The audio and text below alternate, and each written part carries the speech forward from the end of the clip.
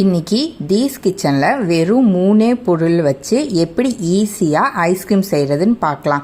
இதுக்கு பீட்டர் எதுவுமே தேவையில்லை, வெறும் மிக்சியை வச்சு சூப்பர் டேஸ்டியான ஐஸ்கிரீம் எப்படி செய்கிறதுன்னு பார்க்கலாம். வாங்க வீடியோக்குள்ளே போகலாம்.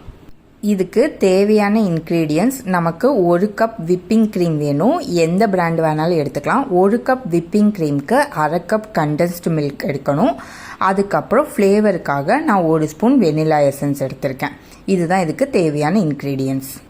ஃபஸ்ட்டு நம்ம விப்பிங் க்ரீமை பீட் பண்ணோம். உங்ககிட்ட பீட்டர் இருந்துச்சுன்னா இந்த விப்பிங் க்ரீம் ஸ்டிஃப் ஆகிற அளவுக்கு பீட் பண்ணிக்கோங்க.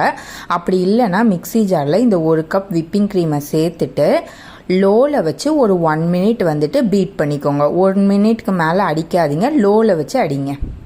இப்போ மிக்சியில் லோவில் ஒரு 1 மினிட் அடித்து எடுத்துக்கலாம். விப்பிங் க்ரீமை நம்ம அடித்து எடுத்துட்டோம். அடுத்து நம்ம எடுத்து வச்சுருந்தா 1/2 கப் கண்டென்ஸ்டு மில்கை சேர்த்து ஒரு ஓட்டு ஓட்டிக்கலாம். ஒரு 10 செகண்ட்ஸ் அரைச்சி எடுத்துக்கலாம். அடுத்து இதில் 1 ஸ்பூன் வெனிலா எசன்ஸ் சேர்த்துக்கிறேன். சும்மா ஃப்ளேவருக்காக தான் இதை சேர்த்துக்கிறேன், இருந்தால் சேர்த்துக்கோங்க, இல்லைனா பரவாயில்ல. இன்றைக்கி நான் ஸ்ட்ராபெரி ஐஸ்கிரீம் செய்யலான் இருக்கேன். நான் எசன்ஸ் தான் ஊற்ற போகிறேன்.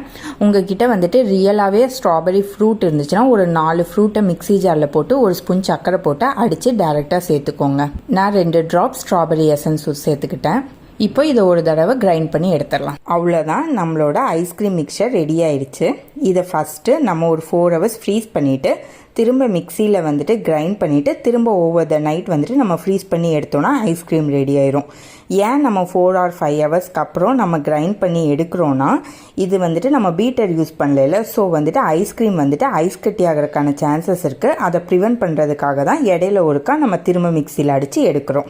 4 ஹவர்ஸ் ஆயிடுச்சு. நான் திரும்ப அந்த ஐஸ்கிரீமை மிக்சியில் அடிச்சுட்டு ஒரு ஏர்டைட் பாக்ஸ்க்கு ட்ரான்ஸ்ஃபர் பண்ணிட்டேன். இப்போ இதை ஓவர் நைட் ஃப்ரீஸ் பண்ணி எடுத்துக்கலாம். அவ்வளோதான், நல்ல டேஸ்டியான ஈஸியான ஐஸ்கிரீம் ரெடி ஆயிடுச்சு. இதை நீங்களும் ட்ரை பண்ணி பார்த்துட்டு எப்படி இருந்துச்சுன்னு கமெண்ட்ஸில் சொல்லுங்கள். இந்த வீடியோ உங்களுக்கு பிடிச்சிருந்துச்சுன்னா ஒரு லைக் கொடுங்க.